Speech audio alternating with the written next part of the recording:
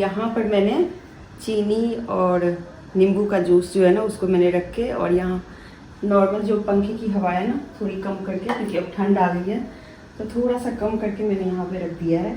अब इसको सूखने में 2-3 दिन लग जाएंगे, तब तक ये सूख रहा है। और इसको छेड़ना नहीं है, बस ऐसा ही करना है। तो नमस्ते फ्रेंड्स, स्वागत है आप सभी का। तो ये जो वीडियो जा रही है ना वो एक्चुअली मैंने कल तक इसको पूरा कर लिया था, लेकिन क्या हुआ कि कल ना अचानक से मैं वॉक करने गई थी तो मुझे थोड़ी ठंड लग गई, तो मुझे सर्दी जुकाम सा हो गया, तो मैं वॉइस ओवर ही नहीं कर पाई। तो मैंने सोचा कि चलो आज मैं मतलब वॉइस ओवर करके डाल देती हूँ। फिर मैंने कहा थोड़ा बता दूँ वीडियो के बारे में, जो आज की वीडियो में है क्या। तो आप लोगों ने देखा होगा कि मेरे बाल मैं खोल के वैसे कम रखती हूँ क्योंकि घुंघराले हैं, और ये बाल पहले घुंघराले नहीं थे, अब हो गए हैं। पहले बहुत सीधे बाल थे और मेरे बाल ना बहुत बढ़ते हैं, बहुत ज़्यादा। तो ये जो बाल है ना, इसकी खूबसूरती का राज ये है कि इस बालों की देख रेख बहुत की गई है बचपन में। तो पहले के ज़माने में पता है क्या होता था, नारियल तेल थोप के डालते थे। और नारियल तेल भी पता है कैसे डालते थे, हमने शैम्पू कर लिया और फिर उसके बाद तेल लगा के उसको बांध दिया जाता था। मतलब ये होता था कि बाल खोल के नहीं रखना, तो बांध दिया जाता था। और मैं ना कई बार, मुझे याद है स्कूल जाती थी तो 2-2 दिन तक चोटियाँ मेरी बंधी होती थी, तो ये बाल लंबे हुए थे और तब ये घने घने हैं। आजकल के बच्चे नहीं करते, जैसे कि मेरी भी बेटी है, कभी चोटियाँ गुथवाने में इतनी इंटरेस्टेड नहीं रही, लेकिन हम लोगों को वही समय था, वही करते थे। तो और अब जो हम शैम्पू करते हैं या तेल लगाते हैं वो होता है पहले तेल लगाते हैं फिर शैम्पू करते हैं, तो थोड़ा सा उल्टा हो गया है। तो समय के साथ सब चीज़ें बदलती हैं, तो वो भी ठीक है, ये भी ठीक है। और इन बालों को ना देख रेख की गई है, तो उसमें मैं एक स्टोरी शेयर करना चाहूँगी। मेरी मम्मी है ना, वो 4-5 बहनें हैं, 5 बहनें हैं। तो सबसे बड़ी वाली जो बहन है, जो वो मेरी मौसी है, मैं बचपन में उनके साथ बहुत रही हुई हूँ उनके गांव में। और वो ना काफ़ी ज़मींदार टाइप की थी, तो उनके ना अपने आंवले के पेड़, तालाब, ये सारी चीज़ें थी। और बड़ा ही इंटरेस्टिंग किस्सा मुझे याद आ रहा है कि उस गांव में ना पानी जो पीते हैं उसके लिए एक चापाकल था, बाकी और किसी काम के लिए कोई भी पानी नहीं था। तो मुझे याद है कि हर चीज़ के लिए हम तालाब जाते थे, और थोड़ी मतलब गांव के बीच में ही 10-15 लोगों के घर के बीच में ही एक तालाब था, और उसी तालाब में हम लोग जाते थे नहाने के लिए सखी सहेलियों के साथ, और घंटों वहाँ बातें करते थे। और ये मेरा चला 10th तक, मैं 10th तक वहीं आती जाती थी। तो मेरी मौसी क्या करती थी ना, जैसे सुबह ट्यूशन गई मैं, तो आने के बाद पहले मेरे बालों में भर के उबले हुए जो आंवले होते हैं ना, छोटे छोटे आंवले होते थे थोड़े से, ये बड़े वाले आंवले नहीं, छोटे छोटे आंवले, और वो आंवले को ना उबाल के और फिर रख रही होती थी, और उसको कूट के मतलब एकदम थोड़ा मैश कर देती थी, और उस आंवले को मेरे बालों में थोप के लगाती थी। उसके बाद फिर एक सफ़ेद कपड़े से बांध देती थी और फिर कहती थी अब जा नहा के आ। तो वो जो आधा 1 घंटा में लगाती थी ना तालाब के पास जाके, तो वो स्टोरी मैं कभी बाद में सुनाऊंगी। बहुत फनी स्टोरी है वो, जो मैं तालाब पे जाके बहुत सारी मतलब टाइम पास करती थी। तो फिर वो वहाँ से जब नहा धो के आती थी ना, तो उसके बाद फिर बालों में तेल लगाया जाता था। तो इस वजह से ये बाल थोड़े अच्छे थे, और अब थोड़ा ध्यान नहीं रखती तो इसलिए थोड़े रूखे रूखे हो गए हैं। तो और बहुत सालों के बाद फिर ऐसा हुआ कि मैंने आंवला वगैरह का इतना यूज़ नहीं किया, लेकिन बाद में जब मैं परमानेंट कहीं रहने लगी तो फिर मैं जैसे अचार, चटनी, ये सब तो खाते ही है। मैं हर साल, हमारे घर में रोज़ ही चटनी बनती है आंवले की, धनिया और आंवले का। बाकी जो अचार होता है वो थोड़ा सा बनाती हूँ, क्योंकि वो ज़्यादा नहीं खाया जा पाता है। और आंवला भी बना लेती हूँ कभी, वो जो आंवले का जो ये होता है मुरब्बा, वो। लेकिन इन सब में चीनी होता है तो मैं थोड़ा अवॉइड करती हूँ। पिछले साल मैंने बनाया था, आप लोगों को याद होगा, तो पिछले साल मैंने बनाया था, च्यवनप्राश भी बनाया था मैंने। लेकिन इस साल ना मैं जो आंवले की कैंडी होती है ना वो बनाई है, तो वो भी मैंने कई बार बनाती हूँ और कई बार रेसिपी में नहीं डालती हूँ। मतलब मेरा जैसे मतलब ऐसे होता है ना, सूट किस फ़ोन से किया है, तो जैसे मेरा दूसरे फ़ोन में सूट होता है तो मैं नहीं डालती फिर। तो ये आंवले की चीज़ें मैं अभी भी खाती पीती रहती हूँ और घर में सब लोग खाते हैं। और इसका च्यवनप्राश भी बहुत अच्छा होता है। आप कुछ भी बना ले आंवले का, मतलब रोज में हमारे घर में चटनी भी बनती है। तो मीठा कम लेकिन नमकीन ज़्यादा पसंद करते हैं सब लोग, तो इस वजह से ये बाल थोड़े अच्छे हैं। अभी तो मैं कल धोई हूँ तो ड्राई से हो गए, तो फिर मुझे सुखाने के लिए थोड़ा वो करना पड़ा। मुझे लग रहा है शायद वही लेट गीला किया ना, तो इस वजह से मुझे थोड़ा सा ऐसे हो गया, बुखार भी हो गया था। तो यही मैं बता रही थी। तो आज मैं आपको इस वीडियो के अंदर आंवले की कैंडी दिखा रही हूँ रेसिपी। तो आप लोग भी देखिए, अगर अच्छा लगे तो इसे आप बनाइएगा, खाइएगा, बहुत फ़ायदेमंद होता है। और सर्दी जुकाम जैसे मुझे अभी है तो मैं एक खा लूँगी, कल भी खाया था एक मैंने, और आज भी खाऊंगी, तो बस उतना ही काफ़ी है। बहुत अच्छा होता है ये, बालों के लिए, स्किन के लिए, बहुत सारी चीज़ों के लिए अच्छा होता है। तो आप लोग भी बनाइए, खाइए, और आज की वीडियो में मैं आज बताती रहूँगी जो मैं क्या क्या कर रही हूँ। चलिए फिर आप लोग पूरा वीडियो देखिए, अच्छा लगे तो लाइक शेयर ज़रूर कीजिएगा। तो चलिए झटपट आपको आंवले की कैंडी की रेसिपी शेयर कर देते हैं। पहले एक आंवला को उबाल लीजिए, उबालने के बाद ठंडा करके इसका बीज निकाल लें और उसे मिक्सी में पीस के तैयार कर लें। फिर कढ़ाई में उसको बिना घी तेल के डाल दें और थोड़ी देर चलाने के बाद मैंने यहाँ पे मिश्री का यूज किया है। जितना आंवला है उससे थोड़ा सा ज़्यादा मैंने यहाँ पर मिश्री को डाला है, पीस के डाला है, और इसको धीरे धीरे करके चलाने लग गई। जैसे जैसे आप चलाएंगे ना तो इसमें थोड़ा सा पानी निकलेगा और फिर वो सूख भी जाएगा, ज़्यादा देर नहीं लगती है, फटाफट हो जाती है। और जैसे ही ये शुगर को आप डालेंगे ना तो आप मैंने यहाँ पे मिश्री डाला है, आप चाहे तो गुड़ भी डाल सकते हैं, जगरी पाउडर, या फिर कुछ चीनी भी डाल सकते हैं। और कुछ मसाले डलेंगे, काली मिर्च ज़रूर डालिएगा, अमचूर, मैंने जीरा ऑप्शनल डाला है, काला नमक और सादा नमक, जितना मतलब टेस्ट हो उसके हिसाब से। तो काली मिर्च, सादा नमक और काला नमक ज़रूर डालना है आपको, और साथ में अमचूर पाउडर। खट्टा मीठा बनेगा। जैसे ही थोड़ा इसको भून लेंगे तो इसमें हम डालेंगे 1 चम्मच घी, क्योंकि घी से ना इसमें मतलब कफ सर्दी के लिए भी फ़ायदेमंद हो जाएगा। और शुगर थोड़ा सा क्रिस्टल ना हो तो इसके लिए मैंने यहाँ पे एक आधा नींबू डाल दिया है। और सबसे मेन चीज़ यहाँ पर मैंने डाला है, ये है कॉर्नफ्लोर। तो 1 चम्मच कॉर्नफ्लोर को पानी में गीला करके घोल के और फिर इसमें डाल दिया है। इससे क्या हो ना, ये थोड़ा सा लचीला सा बनेगा।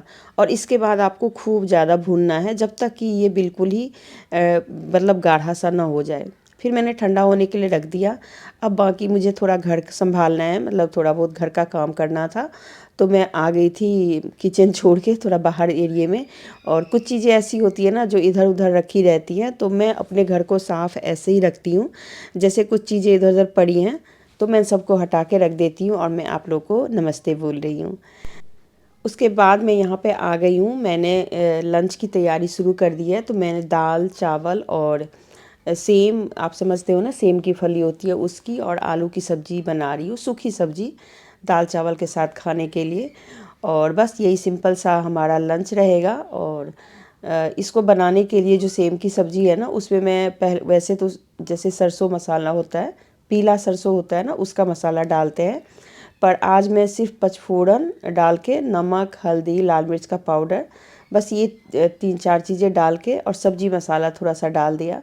और उसके बाद मैं लास्ट में इसमें आधा टमाटर या 1 टमाटर डाल करके इसको गला लेंगे। गलाने के बाद जो सब्ज़ी में पानी रहेगा ना, बस उतने ही पानी के साथ इसको खाएंगे। तो अब तो आप लोगों को समझ ही आ गया होगा कि मैं दाल चावल किस बर्तन में बनाती हूँ। तो मेरा फिक्स बर्तन है, खुले बर्तन में। आज का जो ब्लॉग शुरू हो रहा है वो दोपहर का टाइम है, और जैसे जैसे मैं कुछ करती रहूँगी ना वैसे वैसे दिखाती रहूँगी। आज मुझे अपना जो स्वेटर है ना उसको ठीक करना है। तो स्वेटर ठीक करने के लिए ना सबसे पहला आइडिया मैं आप लोगों को ये दे रही हूँ कि जो भी अलमारी में आप कपड़े रखने वाले हैं उस अलमारी को पहले आप खाली कर लीजिए। जैसे कि गर्मी के कपड़े रखे रहते हैं, चावल बन रही है अभी, तो उसको मैं छेड़ती नहीं हूँ, थोड़ा कम करके रखती हूँ। और यहाँ पर मैंने ना ये गाजर और बैंगन मंगवाया हुआ है, क्योंकि मुझे एक सब्जी बनानी थी, उसके लिए बैंगन, और साथ में अचार बनाना है मुझे गाजर मूली का। तो मैंने यहाँ पे गाजर धो के रख दिया, और मूली मैंने पहले ही धोया हुआ है। तो ये सब तैयार है, पपीता काटना है बस यही सब काम करना है।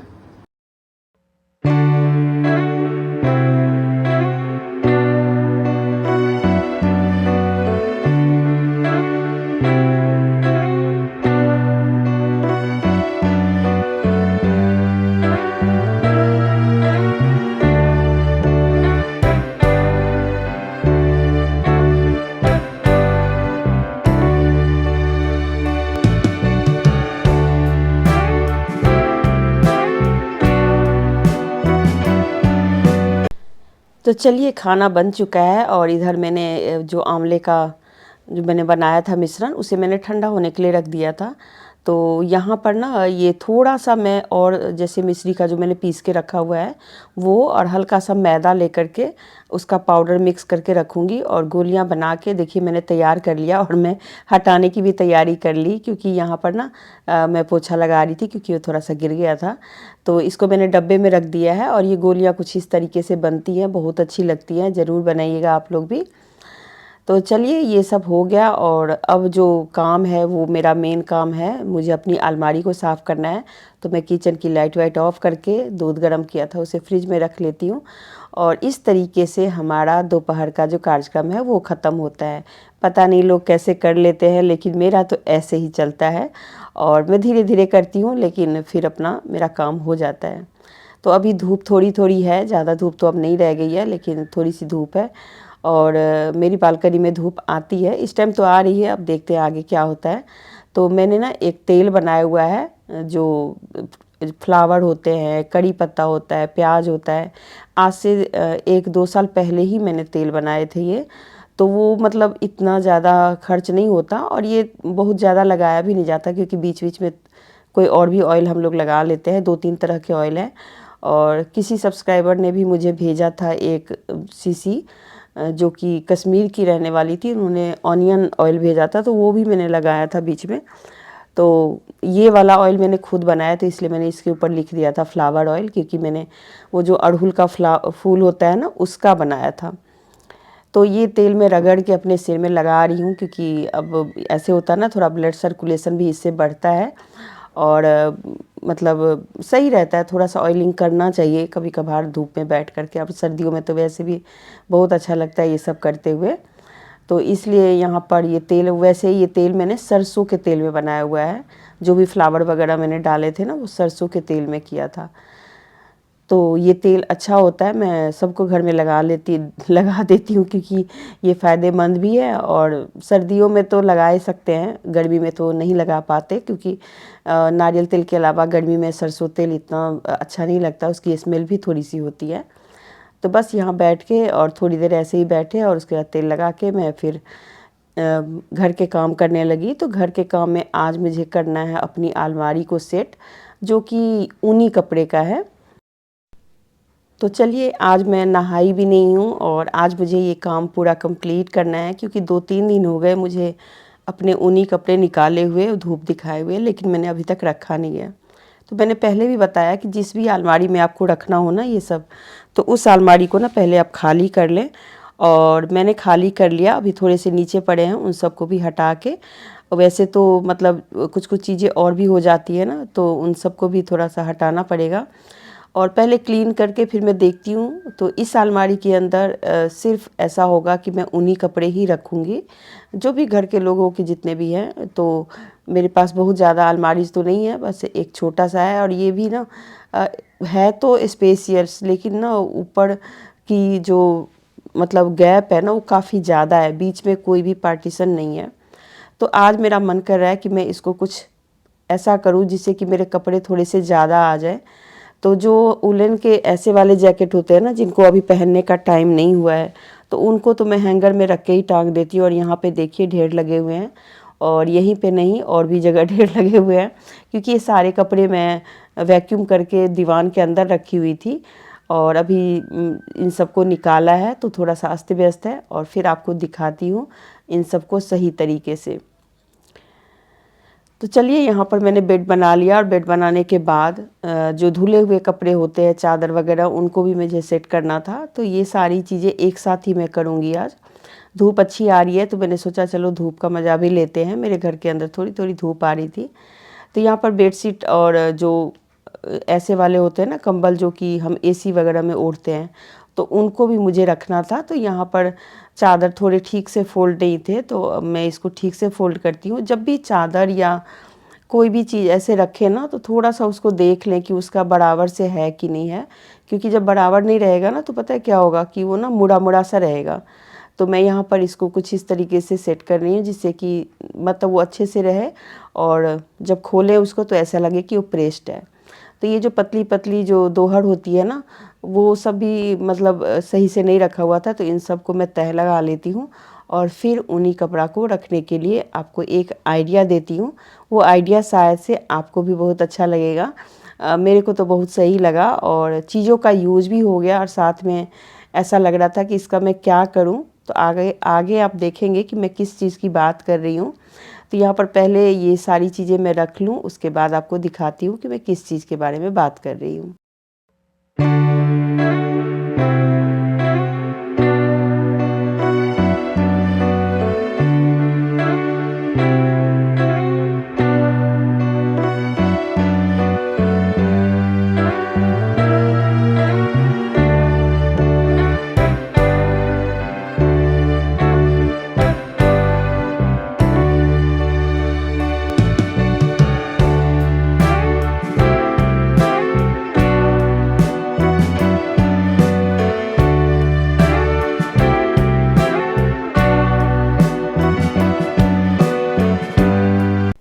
तो फ्रेंड्स, सर्दियों में सबसे ज़्यादा जो मैं पहनती हूँ, अगर आप भी पहनते हैं तो, जो फुल टी शर्ट होती हैं और जो नीचे लोअर्स वगैरह होते हैं, तो उसमें क्या होता है ना कि कई बार हमें टी शर्ट मिल जाती हैं, लोअर्स नहीं मिलते, या लोअर्स मिल जाते हैं तो टी शर्ट्स नहीं मिलते।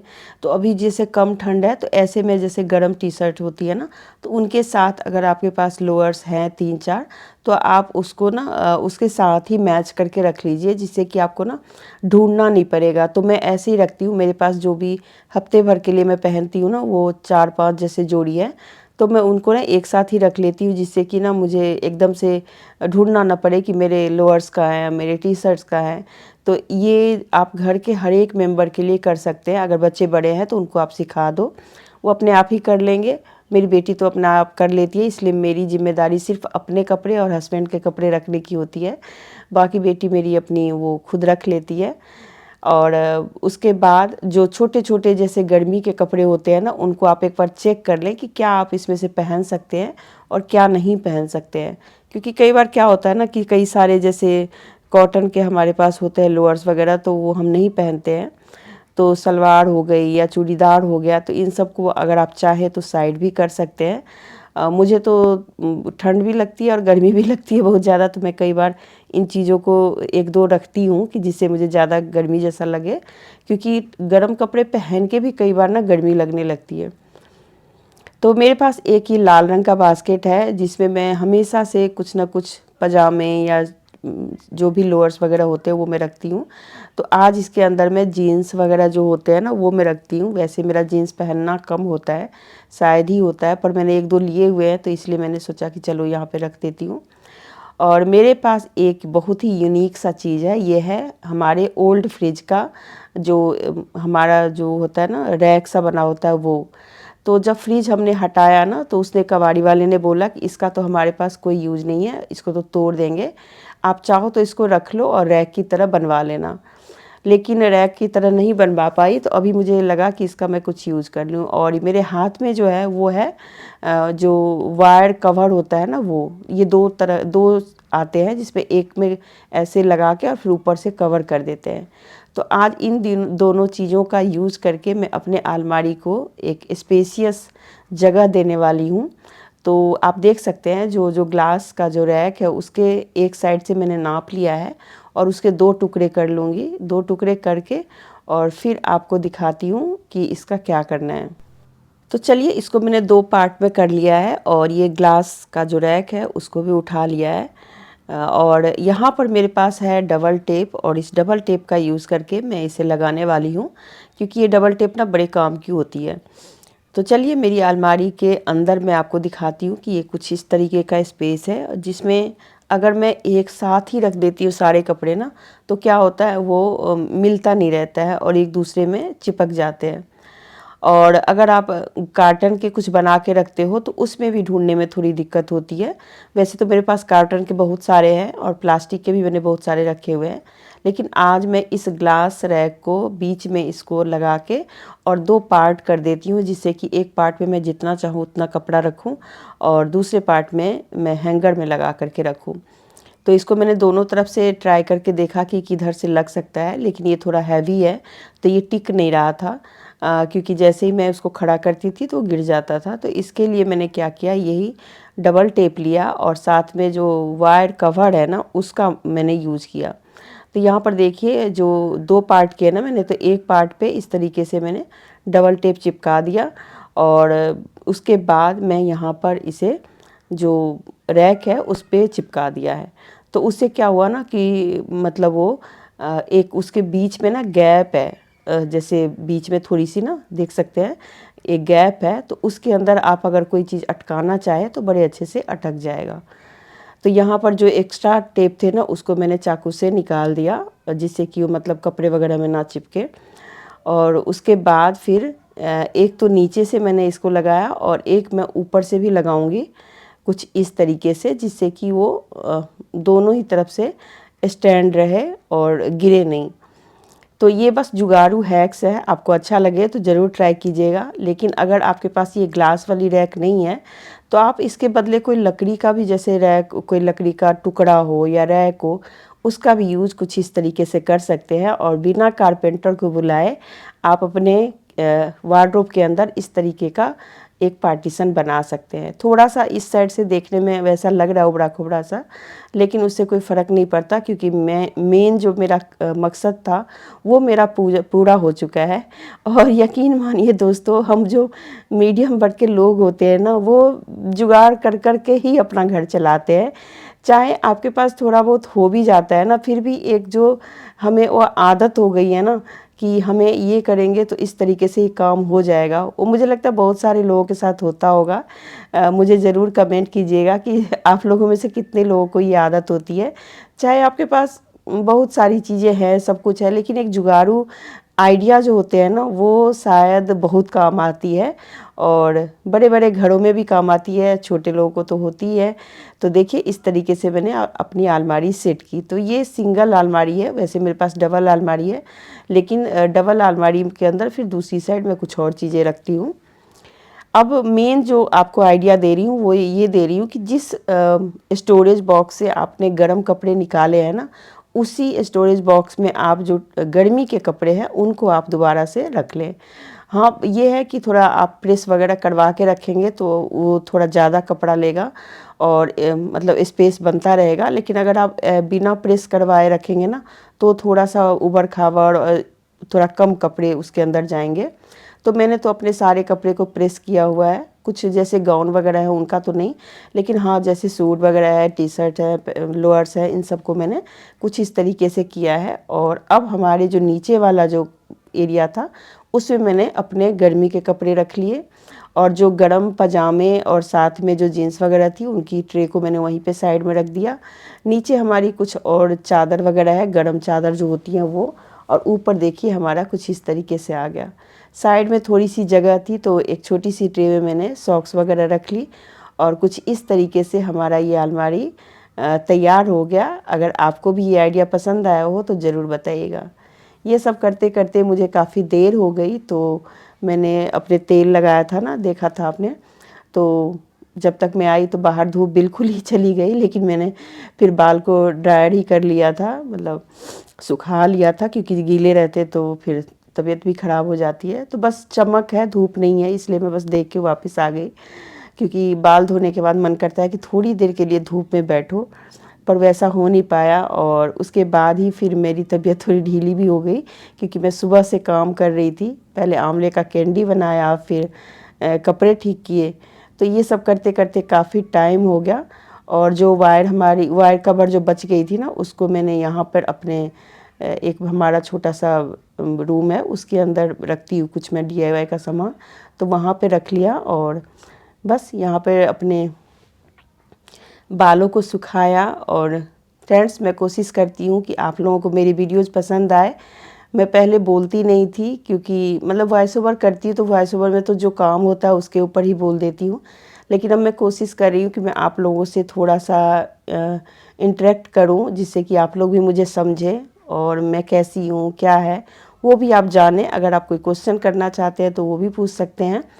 तो इसी वजह से मैं थोड़ा सा आप लोगों के साथ थोड़ा बहुत शेयर करती हूँ कि मैं बोल के, और आप लोग भी कोशिश कीजिए मुझे जानने की और पहचानने की। देखिए ज़माना तो यूट्यूब पे कुछ और ही हो रहा है अभी, लेकिन फिर भी हम लोग भी बहुत मेहनत करते हैं, हमारी वीडियो को भी थोड़ा प्यार दीजिए। और यहाँ पर बाल सुखा रही हूँ मैं, बाल सुखाने के बाद बस इस वीडियो को अब मैं लास्ट कर दूँगी, मतलब बाय बाय कर दूँगी। आप लोगों को अच्छा लगे तो लाइक शेयर सब्सक्राइब ज़रूर कीजिएगा। और सर्दियों में थोड़ी बहुत देख रेख अपनी भी कीजिए, मैं कोशिश करूँगी आप लोगों के लिए सर्दियों के कुछ खास टिप्स जो होते हैं ना वो मैं शेयर करूँ। वैसे मैंने पहले भी बहुत सारे शेयर किए हुए हैं, लेकिन टाइम टाइम पे अगर आप लोगों को अपडेट नहीं दूंगी तो आप लोगों को कैसे पता चलेगा। और मैं ना बड़े मज़े से क्रीम लगाती हूँ। चलिए वीडियो काफ़ी लंबी हो गई है तो आप लोगों से अब विदा लेती हूँ, बाकी चीज़ें मैं अगले वीडियो में शेयर करूँगी। और फिर से बोल रही हूँ, कमेंट ज़रूर कीजिएगा जो भी अच्छा लगे। और बाय बाय।